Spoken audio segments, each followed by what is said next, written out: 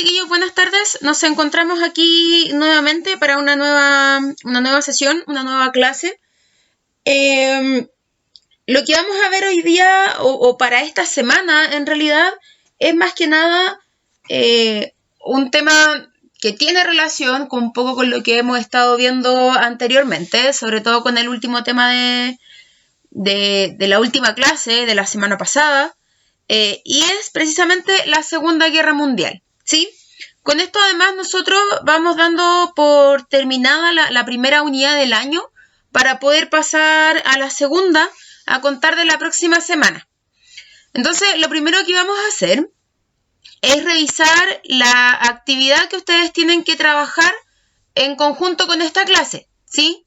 Que son los archivos que se les están mandando o por la aplicación o por la página del colegio.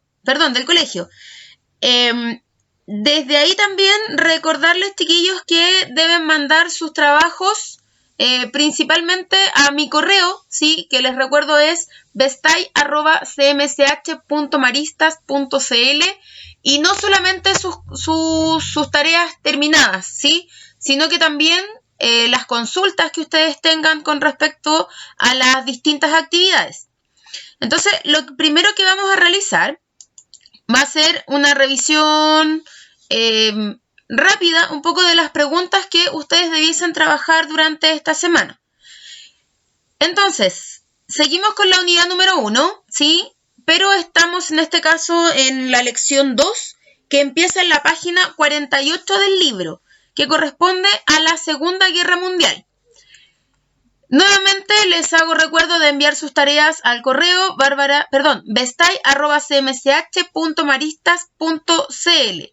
Las páginas que ustedes van a tener que trabajar en esta ocasión son 49, 52, 54, 55, 56, 60, 61, 62 y 64, ¿sí? Si bien puede que se vean hartas páginas, en realidad es solamente una parte de esas páginas y se van a ir dando cuenta a medida que ustedes vayan avanzando en las preguntas que tienen que desarrollar. Entonces, bueno, en esta ocasión hay 5 preguntas. La primera es que de la página 55 de la sección de actividades, ustedes respondan solamente la pregunta número 2, ¿ya? Hay 3 preguntas, pero ustedes van a responder solo la 2. Después tenemos la segunda pregunta que dice, según la definición de genocidio, ¿sí? De acuerdo al recurso 61 de la página 57, ¿por qué se puede establecer que en el recurso 60 se da cuenta de un genocidio? La pregunta número 3, ¿qué emociones y sensaciones se ven reflejados en los relatos de la página 58 y 59? Aquí me voy a detener en realidad un poco en estas dos últimas preguntas, ¿ya? Porque en la 2 claramente ustedes tienen que definir o entender a través de una lectura qué significa genocidio, y en este caso por qué en el recurso 60, ¿sí? Se está hablando de un genocidio, según las definiciones que ustedes pudieron rescatar del recurso que ahí yo les acabo de mencionar, que es el 61. Y la pregunta número 3 también tiene que ver con esta cosa de cómo se sintió la gente durante la Segunda Guerra Mundial. Entonces, desde ahí, claro, o sea, tienen que tener como claro y tratar de poner mucha atención en lo que es la definición de genocidio, y también desde ahí, obviamente, contestar un poquito cómo es que se siente la gente o las personas ante determinadas situaciones, en realidad, ¿sí? La pregunta 4 dice, menciona los órganos o instituciones formadas finalizada la guerra en favor de la paz. Después de que transcurren, del 39 en realidad hasta el 45 más o menos, que es lo que dura la Segunda Guerra Mundial, se instalan ciertas organizaciones de paz en el fondo para que los hechos que acontecieron durante la Segunda Guerra Mundial no vuelvan a suceder, ¿sí? Y bueno, en razón a lo mismo, la pregunta número 5 también tiene que ver con esto de estas instituciones que se forman, que habla sobre los derechos humanos. Entonces, desde ahí se les pregunta que primero, en primer lugar, elaboren una definición propia de derechos humanos, ¿sí?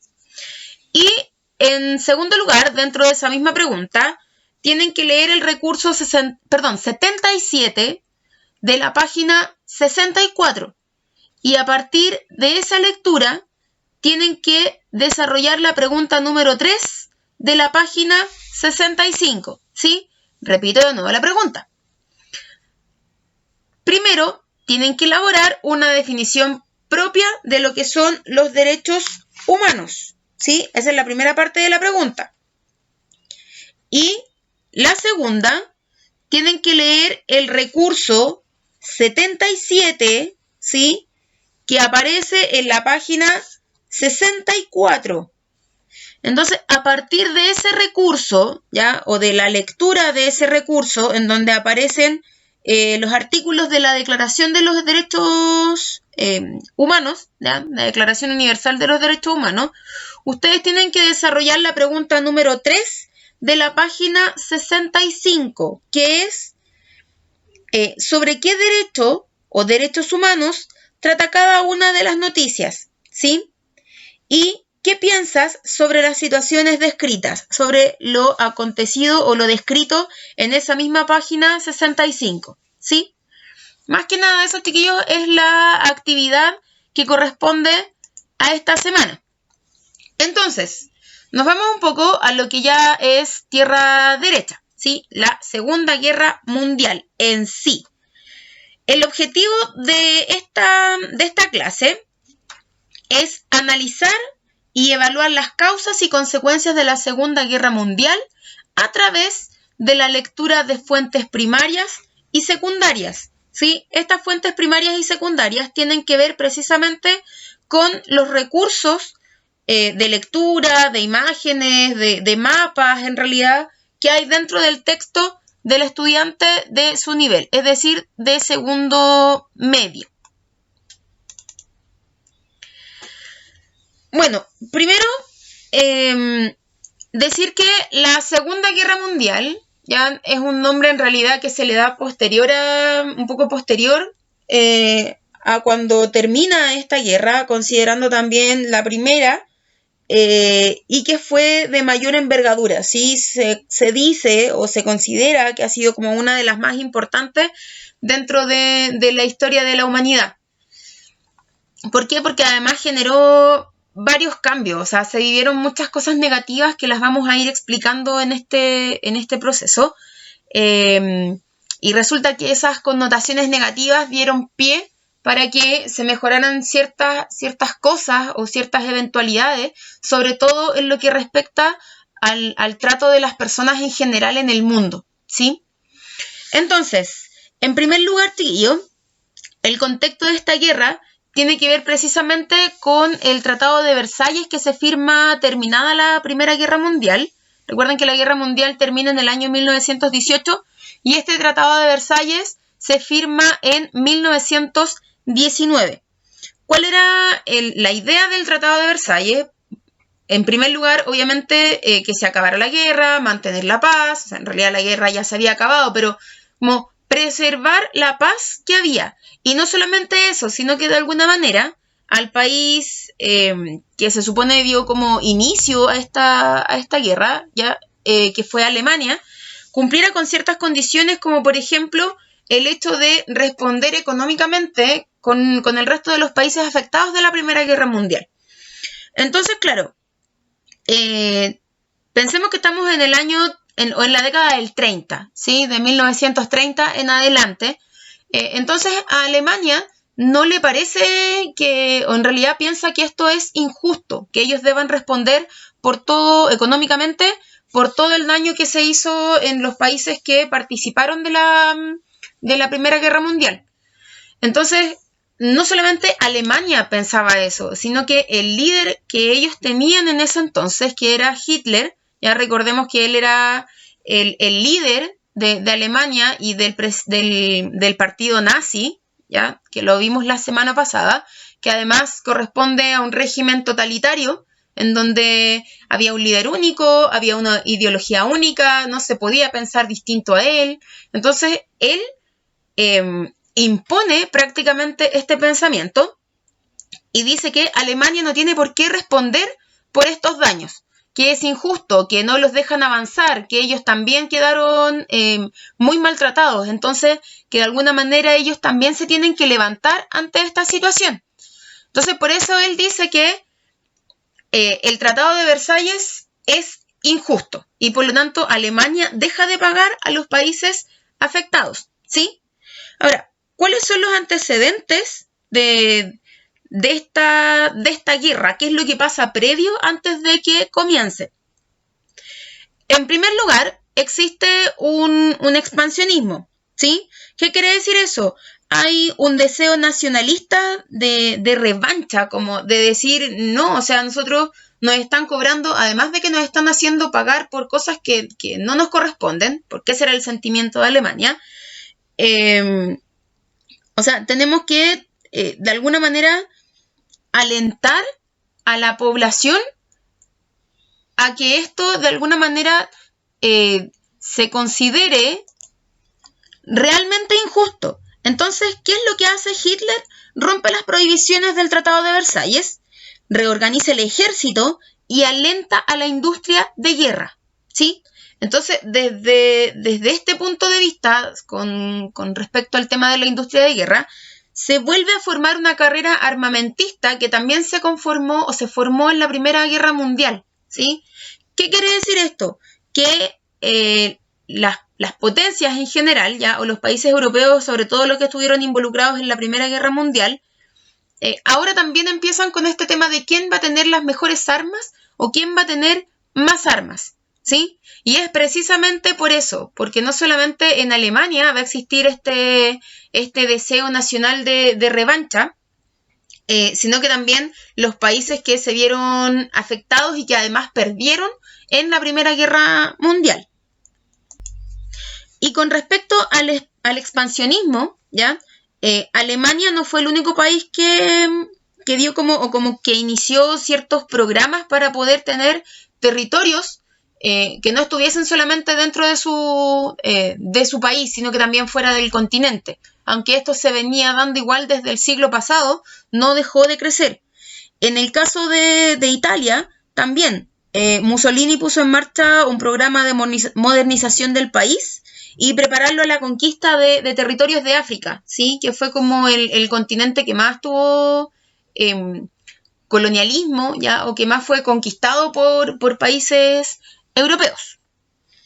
Después, como segundo antecedente, tenemos la debilidad de las democracias. ¿Qué quiere decir eso? Quiere decir que algunas potencias, ¿ya? O algunos países más importantes dentro de Europa empezaron a anexar a otros países que eran mucho más pequeños, mucho más débiles políticamente hablando o económicamente hablando. Entonces, por ejemplo, en el caso de Alemania, en el año 38, anexó a Austria, ¿sí? Que había sido además uno de los países comprometidos durante la Primera Guerra Mundial. Entonces, en el afán un poco de evitar una nueva guerra, ¿ya? Las potencias democráticas de Francia y Gran Bretaña empiezan como a reconocer las anexiones que empieza a hacer Alemania. Entonces, para poder mantener la paz en el fondo y no generar un nuevo conflicto o un nuevo enfrentamiento. En razón de esto, a esta actitud pasiva de reconocer, así como decirle ya, sí, está bien, quédate tranquilo con eso, te reconozco que ese territorio ahora es tuyo, se le llamó política de apaciguamiento, ¿sí? Ahora, sin embargo, a pesar de eso, Hitler no se detuvo y siguió anexando otros territorios más pequeños, ¿sí? Como por ejemplo, Checoslovaquia, ¿sí? Por colocar un pequeño ejemplo. Y el tercer antecedente es la política de alianzas, ¿sí? Así como en la Primera Guerra Mundial se hablaba de la Triple Entente, por ejemplo, ¿ya? Y la otra la Triple Alianza, en este caso también hubo alianzas. La primera, que se conoce como el eje de Berlín, Roma, Tokio. Ya estamos hablando de las capitales de cada país en este caso. Berlín de Alemania, Roma de Italia y Tokio de Japón. Ese es el eje, ¿ya? Y los aliados en este caso van a estar conformados por Francia y Gran Bretaña.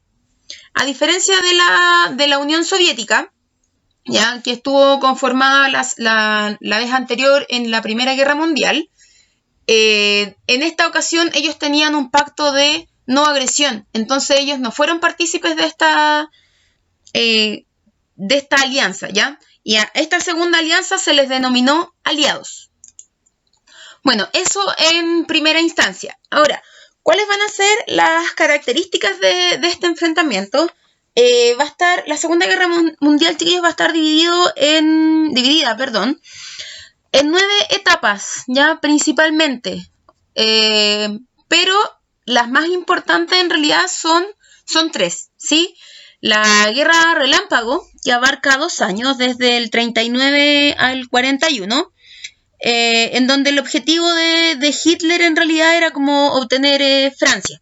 Fue como anexar pequeños territorios hacia Alemania, a grandes rasgos. Después tenemos la guerra de dimensión mundial, ¿ya? Que contempla desde los años 1941 hasta 1942. Ahora, ¿por qué se le va a denominar guerra de dimensión mundial? Porque ya no van a ser solamente países europeos y Japón los que van a estar inmersos en este conflicto, ¿sí? Sino que también, además, se une Estados Unidos, ¿ya? Con el tema del ataque a su flota naval por parte de Japón, ¿ya? A la base Pearl Harbor, ya la famosa Pearl Harbor, en todo caso. Y además se rompe el pacto germano-soviético o alemán-soviético en este caso, en donde había un pacto de no agresión y por eso la Unión Soviética no había estado desde el comienzo en esta guerra.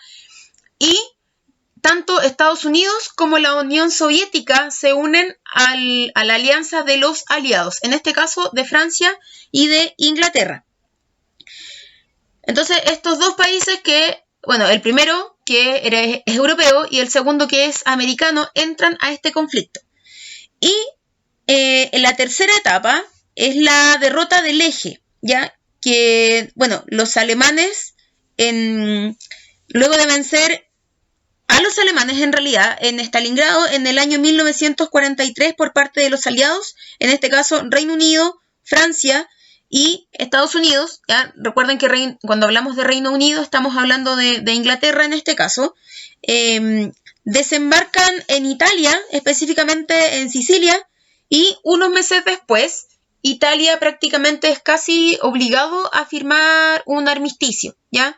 Un armisticio, chiquillos, es una especie de tratado, ¿ya? O de contrato en donde tú haces cese, o en este caso donde los países hacen cese de la guerra, ¿ya? O de actos violentos. Entonces, en este caso, el eje, ¿ya? Que estaba conformado, recordemos, por Berlín, Roma y Tokio, ya Roma va a corresponder a Italia, obviamente. Italia queda fuera de la Segunda Guerra Mundial y por lo tanto Alemania y Japón quedan solos en este sentido.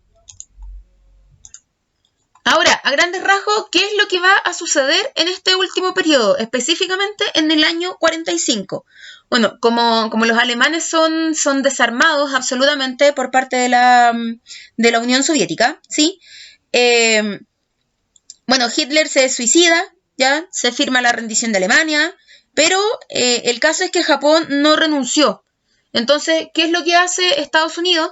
Bombardea 2 localidades de Japón, que en este caso es Hiroshima y Nagasaki, ¿sí? Entonces, después de eso, el 2 de septiembre del 45, Japón finalmente firma su rendición y con esto finaliza la guerra. Además, chiquillos, esta guerra de alguna manera se le considera como una guerra sin precedentes porque existen nuevos avances tecnológicos, ¿sí? Y estos avances tecnológicos van a estar enfocados precisamente en nuevas armas, como por ejemplo el tema de las bombas nucleares, ¿ya? O las bombas atómicas, como nosotros queramos llamarlas. Sí, básicamente por eso un poco también es importante o se hace énfasis en este periodo. Y bueno, obviamente se habla también de que es una guerra de extensión planetaria, porque no son 3, 4 ni 5 países los que se ven en conflicto, ¿ya? Si bien Estados Unidos no corresponde a Europa, ya es un país americano y que de alguna manera ellos también aportan a otros países americanos o aportan a otros países del mundo, y por lo tanto cuando ellos requieran de algún apoyo, ya los países a los cuales Estados Unidos apoya económicamente, ya estos países tienen, entre comillas, como la obligación de retribuir esa ayuda o ese apoyo, ya. Entonces se va a extender por el Pacífico, obviamente, por el Atlántico, etcétera. Y bueno, obviamente como todo acontecimiento, ya esto va a tener grandes consecuencias, ¿ya? Y una de las que da origen, ya dentro de las actividades que yo les dije o que ustedes tienen que realizar esta semana, tiene que ver con los crímenes que se cometieron durante la Segunda Guerra Mundial, ¿sí? O sea, fueron crímenes horrorosos, chiquillos. Aparece este nuevo concepto de holocausto, ¿ya? Que es básicamente es como la gran matanza de personas por su condición física, sexual, religión, raza, lengua, ¿ya? Etcétera. Entonces esto fue aplicado precisamente a los judíos, ¿sí? Y además de matarlos ya en grandes cantidades, de cometer genocidio en este caso, algunos fueron llevados a campos de concentración, ¿sí? Y en estos campos de concentración obviamente se les hacía trabajar forzadamente, en muy malas condiciones de trabajo, no se les alimentaba, vivían prácticamente sin nada, chiquillos, ¿sí? Es una manera, desgraciadamente en estas instancias no hay cómo mostrarles quizás video o imágenes más reales, ¿ya? En donde ustedes puedan visualizar cómo vivía realmente esa gente. Pero si ustedes alguno tienen la oportunidad de poder buscar en internet o a través del medio que a ustedes se les facilite, cómo eran los campos de concentración durante la Segunda Guerra Mundial, háganlo, ¿sí? No sé si alguno además ha tenido la oportunidad de ver La Ida es Bella, El pianista o El niño del pijama a rayas, que son como las películas que muestran la parte más social, más humana o deshumana, de alguna manera, de la población, o cómo les afectó a los judíos en realidad la Segunda Guerra Mundial, ¿sí? Bueno, fueron de partida en los campos de concentración, además eran torturados, asesinados, y no solamente los judíos, chiquillos, sino que otros grupos que de alguna manera también fueron considerados inferiores o peligrosos por los nazis. O sea, bastaba solamente con que tú pensaras distinto y lo explicitaras, lo promulgaras para decir, esta es una amenaza para la nación, a pesar de que fueses alemán, y te llevaban a los campos de concentración, ¿sí? O sea, hoy día, no sé, es tan normal de alguna manera o está más habituado el que si tú tienes una condición sexual distinta, si tú tienes un pensamiento religioso distinto, decirlo, ¿sí? Porque estamos en un país que además es democrático. O sea, tenemos libertad de expresión. Eso, ya considerando lo que es un régimen totalitario, no existía. O te callabas o te mataban, ¿sí? Para que ustedes consideren básicamente eso.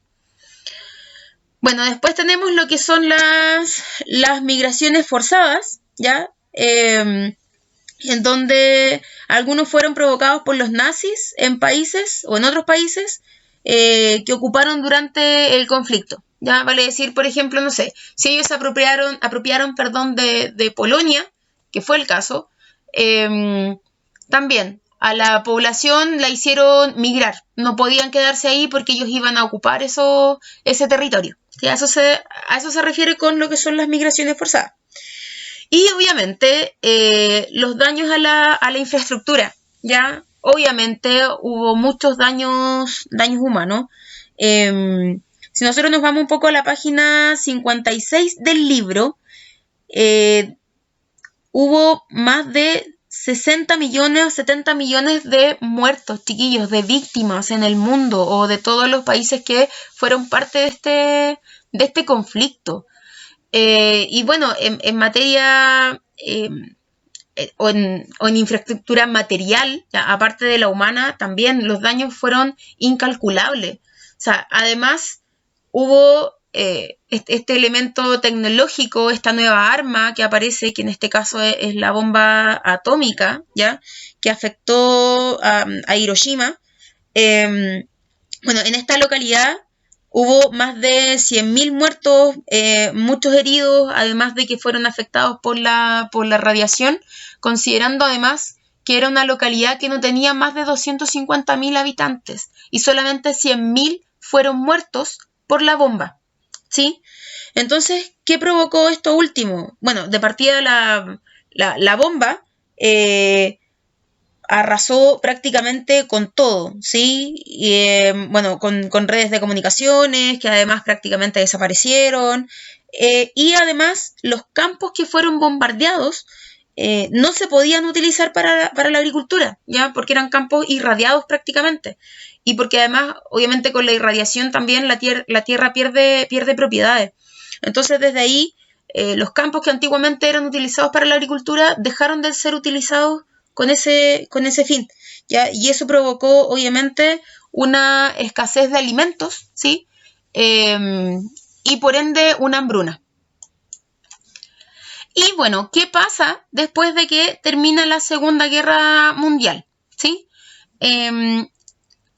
Bueno, de partida posterior a la guerra ocurren varios cambios, entre esos territoriales. Algunos obviamente vuelven a lo que eran antes de la guerra. Alemania obviamente pierde algunos territorios que ellos habían anexado para sí, etcétera, ¿sí? Existen consecuencias políticas, como por ejemplo la caída del fascismo. Hay algunos, o en este caso tanto Alemania como Italia, dejan de ser regímenes totalitarios, ¿sí? No así la Unión Soviética, ¿ya? Para que lo tengan claro. Y comienza además un proceso de descolonización en donde los países europeos que perdieron y tenían territorios dentro de África, sobre todo, empiezan a perder esos territorios y África empieza, o los países de África empiezan a ser de alguna manera, de a poco, lentamente, países independientes y que van a tener que enfrentarse a un nuevo mundo, a nuevas tecnologías, ¿ya? Por eso además, si nosotros consideramos hoy en día, África tiene países que ni siquiera tienen 100 años de independencia, ¿sí? Para que lo consideren también.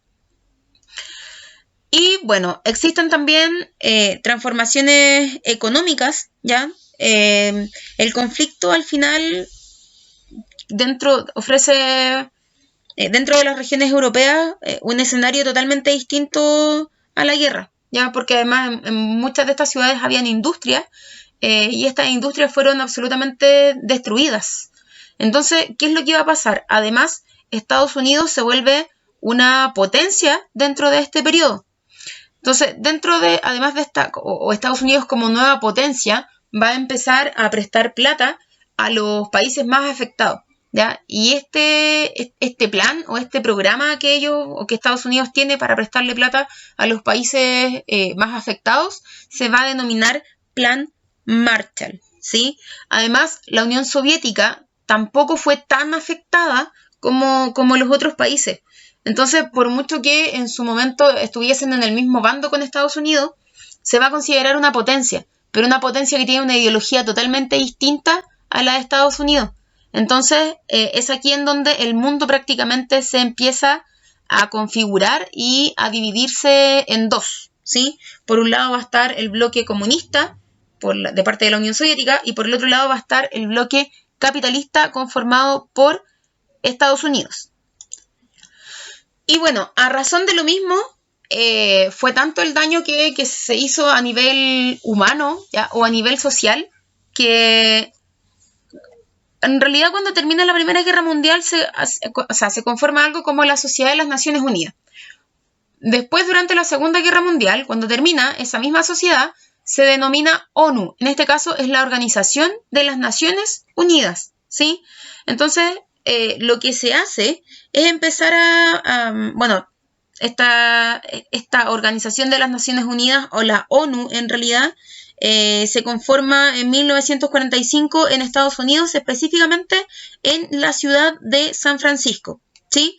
Y es como una especie de asamblea en donde van a participar 50 estados y se aprueba la Carta de las Naciones Unidas, que quiere decir que los países que se adscriban a la ONU o que sean parte de la ONU van a tener que cumplir con ciertos objetivos, ¿ya? Que son respetar los derechos de las personas, resguardar la paz y la seguridad mundial, que haya una libre determinación en donde hayan países que no tengan que intervenir en otro de manera negativa, ¿ya?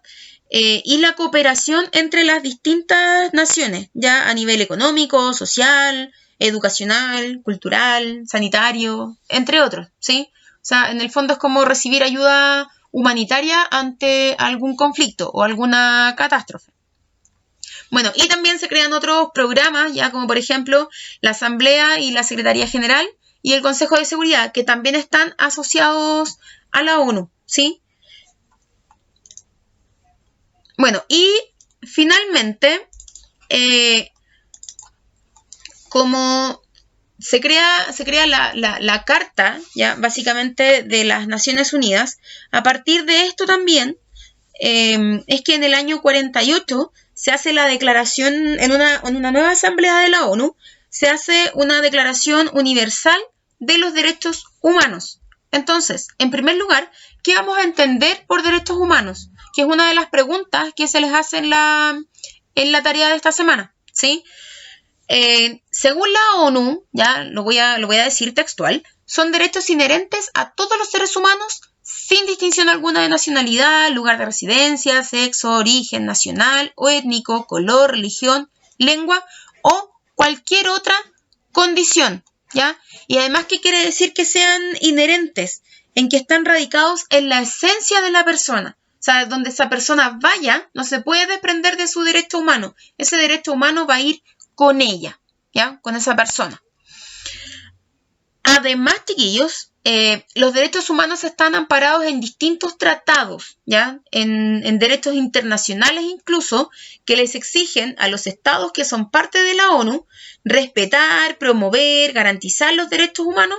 ¿A través de qué? A través de la legislación interna de cada país, para que los principios de los derechos humanos puedan ser respetados legalmente y obviamente también cumplir con los distintos tratados, ¿sí? Y en el mundo en general, chiquillos, también hay otras organizaciones no gubernamentales necesariamente que tienen que ver con el respeto de los derechos humanos. De alguna manera esto obliga, ¿ya?, a que no solamente los estados, sino que también nosotros como sociedad, como personas, tratemos al que está al lado de manera igualitaria. O sea, no porque tenga un color distinto o porque hable distinto o porque tenga una condición física distinta quizás a nosotros, lo vamos a tener que tratar de una manera diferente, ¿sí? Además, ahí podemos hacer una aclaración, ¿ya? De repente, a veces queremos hacer el bien, ¿ya? No sé, ayudar a alguien que no tenga una condición física óptima, quizás, o igual a la de todo, y lo queremos ayudar y hacer una diferencia quizás con otra, y eso también de alguna manera es discriminación y también atenta contra los derechos humanos. Entonces, básicamente, más allá de que la Segunda Guerra Mundial haya generado una fuerte carga económica, emocional, de sensaciones, al fin y al cabo, nos ayudó un poco también a mirar al mundo con otros ojos, ¿sí? A replantearnos cómo estamos funcionando como sociedades en general. ¿Por qué tenemos que respetar al otro? ¿Por qué no tenemos que mirar en menos al otro? ¿O por qué no tenemos que ser superiores al otro? Somos todos iguales, chiquillos, todos tenemos los mismos derechos. Entonces, desde ahí, chiquillos, les hago la invitación a hacer un análisis de lo que fue esta Segunda Guerra Mundial, más allá de sus características, más allá de sus consecuencias, que claramente han repercutido hasta ahora, porque aún hay sobrevivientes del Holocausto, además, ¿ya? O quienes vivieron la Alemania de la Segunda Guerra Mundial, ¿sí? Entonces, a pensar un poquito en a respetar y a aceptar al que es distinto y al que no piensa igual a nosotros, ¿sí? Bueno, les recuerdo entonces que cualquier consulta, duda que ustedes tengan, me la hagan llegar con respecto a esta clase. Les hago el recuerdo otra vez de mi correo bestay@cmsh.maristas.cl, ¿sí? Que tengan un buen día, cariños para todos, como siempre, un abrazo, un beso, chau chau.